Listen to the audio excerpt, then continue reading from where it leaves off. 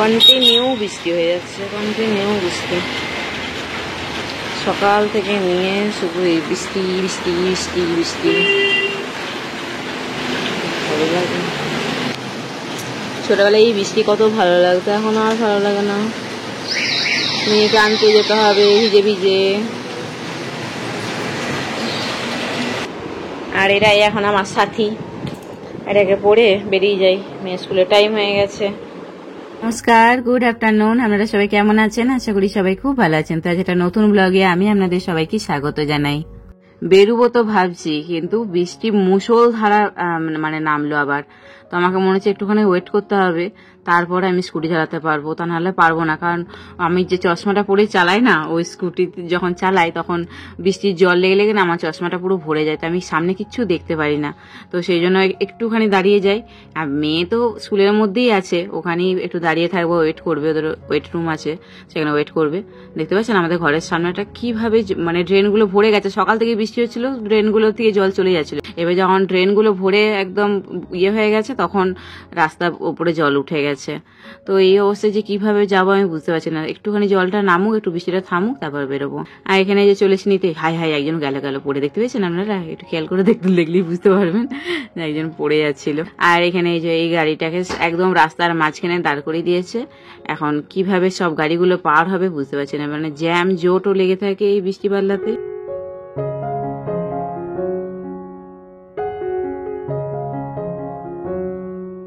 বাড়ি চলে এসেছি, এখন এভাবে মেয়েদের খেতে দেওয়ার পালা। তো আজকে রান্না সেভাবে কিছু করিনি, একটুখানি চিকেন করেছি, ফ্রিজে ছিল, আর ডাল, মুসুর কলার ডাল করেছি, বেগুন পোড়া আর একটুখানি দই দিয়েছি। কিন্তু এরপরেও বলছে মেয়ে পাঁপড় ভেজে দাও একটুখানি। তো এখন পাঁপড় ভাজতে এসে দেখছি এই যে এই কেলেঙ্কারিটি হয়ে গেছে।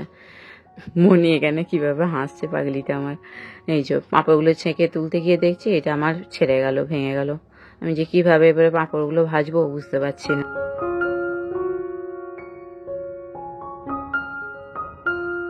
আর এখানে কর্তা মশাই এখন চুড়ি পরাতে বসেছে, কি মারকুটে আমি। কারণ আছে, মারপিট দাঙ্গা করার কারণ আছে। ও করে বাবা আমার হাত ফাত মুচকে দেয়। তো এই যে কিছু একটা আমাদের নিয়ে ঝগড়া ঝামেলা হয়েছিল খুনসুটি, তো সেইটাই এখন ছেড়ে দিচ্ছি। আর এই যে বারবারে চুল টানছি, ইনাকে দেখে খুব শান্তশিষ্ট আপনারা ভাবছেন, আর আমাকে খুব মারকুটে ভাবছেন। ইনি এমন টুকটুক করে এমন কথা বলবে না, মানুষের পেটে মানে খিঁচি ধরিয়ে দেবে, হাসতে হাসতে পেট ফেটে যাবে। আবার এমন কথা বলবে একটা চিরিং করে, যে আপনার পুরো শরীর জ্বলে উঠবে রাগে। ঠিক আছে, এইসব মানুষদিকে দেখে শান্ত মনে হয়, কিন্তু আদৌ কিন্তু না। আমাকে বলছে আমি চুরি পড়ালাম, আমাকে নমস্কার করো, তুমি ঘরে শিবশম্ভুর পুজো দেবে। নাম করানোর জন্য কে ভাই এইভাবে পা তুলে দেয়। আর দেখতে পাচ্ছেন এই যে মাথার চুল এনেছি বলে আমার হাতটা ধরে মুচকে দিল। তো এই যে এই নিয়ে চলছে আমাদের এখন খুনসুটি, মারপিট দাঙ্গা। তো চলুন, এরকম আমাদের চলতেই থাকবে। আপনারা দেখে বলুন তো যে এই চুড়িগুলো পরেছি কেমন লাগছে, আমার হাতটা সুন্দর লাগছে না? তো আজকে হচ্ছে সোমবার, মানে শ্রাবণ মাসের ফার্স্ট সোমবার, ঠিক আছে। তো এখানে রেডি হয়ে নিচ্ছি। সবুজ চুড়ি তো পরা হলো, আজকে সবুজ একটা শাড়ি পরে সুন্দর করে সাজুগুজু করে রেডি হয়ে নিয়েছি। সকালবেলায় উঠেই কিন্তু রান্নাবান্না করে নিই, রান্নাবান্নার ঝামেলা আমি আর রাখি। আর এইটো সৌড়ি আমি আর ছোবো না আর কি রান্নাবান্না করে। তো সেই জন্য আমি সকালে উঠেই রান্নাবান্না ছেড়ে নিয়ে তারপরে একদম ভালোভাবে স্নান টান করে এখন পুজো দিতে বসবো। তো সব কিছু আমি আগের দিনের বাসন টাসন মেজে রেখেছিলাম। আর প্রথমে আগে গঙ্গা জল ছিটিয়ে নিলাম সিংহাসনে আরে। আর এই যে থালা রেডি করে নিয়েছি, এখানে নিয়েছি চন্দন বাটা, তারপর একটু শর্করা হিসাবে চিনি নিয়েছি, দই নিয়েছি, তারপর একটু গোলাপ নিয়েছি, অগরুর নিয়েছি, মধু নিয়েছি, ঘি নিয়েছি, একটা টাকা নিয়েছি, আর পৈতে নিয়েছি।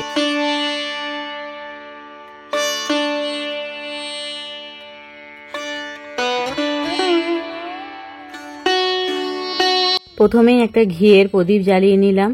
আমরা বাড়িতে লক্ষ্মী পুজো, সরস্বতী পুজো যাই করি, তো প্রথমে একটা ঘিয়ের প্রদীপ জ্বালানোর চেষ্টা করি। এমনিতে সর্ষের তেল দিয়ে প্রদীপ জ্বালানোই হয়, কিন্তু কোনো পূজা আর্চাতে ঘিয়ের প্রদীপ জ্বালানো খুব ভালো। তারপরে ভোগ দিলাম, পিন্টুকে সন্দেশ আনতে বলেছিলাম, সন্দেশ পাইনি, তো লাড্ডু নিয়ে এসছে।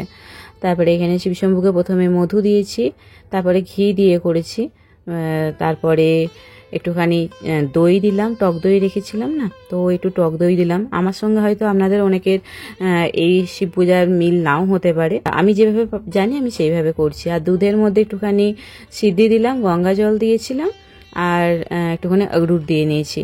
আর হ্যাঁ, এখানে চিনিটা দিলাম। আমাকে এখানে একটু আতর জল দিতে হতো, তো আমি সেটা দিইনি, আর পাইও নি, বা আমার মাথা থেকে ওটা বেরিয়ে গিয়েছিল আর কি। তো তারপরে এখানেতে পুজো করে নিলাম, ঠাকুরের দুধ ঢেলে। আপনারা শিবের মন্ত্রও বলতে পারেন, আবার শুধু ওম নমঃ শিবায় ওম নমঃ শিবায় এই বলেও আপনারা পুজো করতে পারেন। তো তারপরে এখানে বাবাকে চন্দনের ফোঁটা পরিয়ে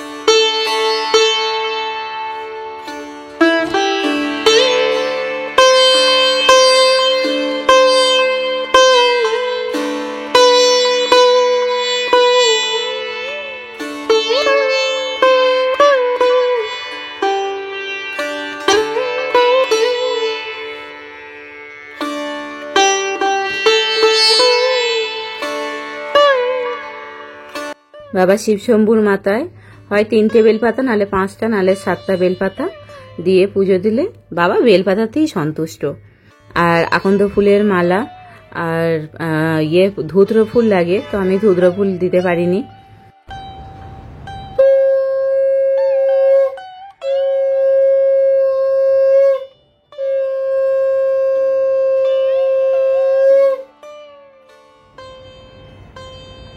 ফুলের দোকানে সন্ধ্যে থেকে সব লাইন পড়ে গেছে, আর আমি একটু বেশি রাত হয়ে গেছিল যেতে, তো আমি গিয়ে আর ধুতরা ফুল আর পাইনি। যেটুকু পেয়েছি আমি নিয়ে এসেছি। আমি বাবাকে প্রমিস করেছি শ্রাবণ মাসে 4টে না 5টা সপ্তাহের মধ্যে যে কোনো একটা সপ্তাহে আমি অবশ্যই বাবাকে ধুতরা ফুল দিয়ে পুজো দেবো।